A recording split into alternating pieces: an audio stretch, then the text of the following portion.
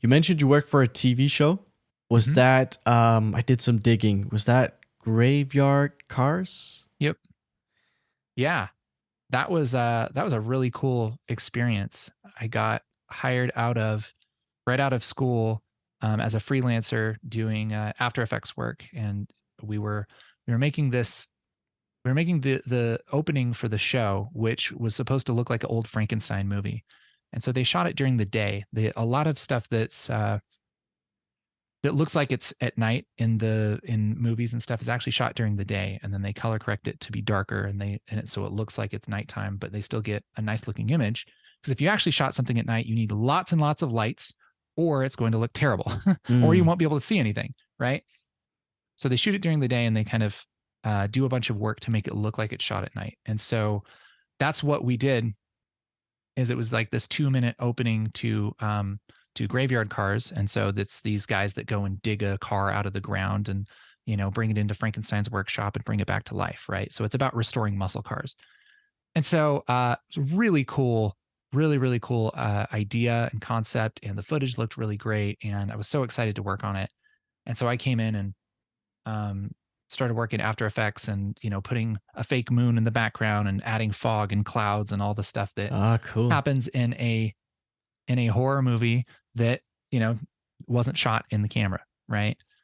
And so that was a really cool experience because after that I kind of got brought on as a producer and an editor, and we built this show from the ground up. And this was back when American Chopper and like those kind of automotive shows were really kind of mainstream. And so we decided, okay, we're going to make this TV show, and we're going to just film the first season, and then we're going to sell it to a network like Discovery or something. And we didn't know what was involved in that. It was totally grassroots. It was totally, I mean, we didn't know anybody that had done something like that. We didn't know anybody that knew anything about television production other than really small local stuff. But a couple talented people working together and putting together a story. And so we put together a pilot and sent it to every network we could think of, and every contact and everybody that we'd ever could think might be able to connect us to someone's uncle who knew something, right? And it was just dead ends everywhere. And it was 3 or 4 years of just grinding on this thing. And eventually it did get picked up.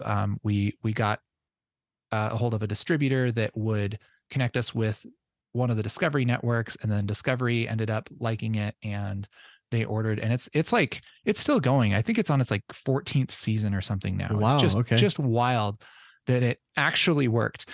Yeah. Because there were so many times we just almost quit, because when you're trying to shop a show, especially, I imagine it's a little different game nowadays, but you know 12, 13 years ago, that was, I mean, it was unheard of to get your random idea on actual TV, Mm. you know? So yeah, so it was a really, really cool experience, and I learned a ton. And what I loved about it was that it was a opportunity where it was okay to try things and fail. Mm-hmm. And because nobody knew any better, like the whole team, I mean, I learned how to color correct and do color grading and stuff on there because I just tried it out, and nobody else had any idea how to do it. And so it was just trial and error in basically every aspect of that production. And it was so cool that that was okay. Yeah. That's Yeah. awesome, man. Did you still work on it when it got picked up by Discovery? Yeah. I was a producer on it for the first 4 seasons, 5 seasons. And at that point, then that's when my YouTube was taking off and everything. And me and Dan, who was also working there at the time, broke off and did our own company and stopped working on the show and started doing full time kind of YouTube stuff. So explain what a producer does.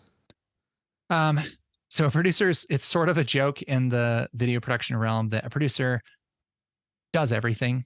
Um, Okay.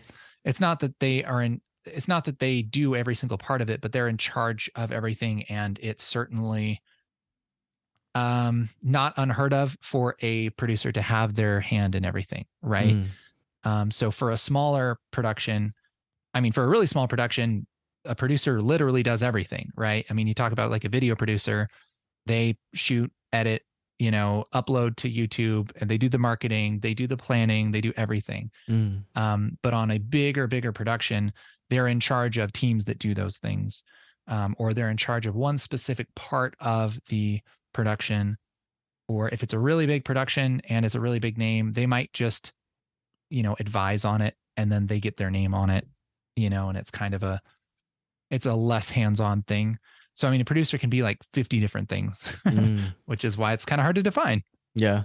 Okay, Yeah. interesting. So the producer is kind of a businessman, I suppose? Yeah, generally a producer is concerned with, are the people that are in charge of the money going to like what we're making? Mm. That's a good way to think about it, on a bigger production. But they're definitely a little bit more. They're like half business and half creative, whereas like a director is more creative than business, I would say.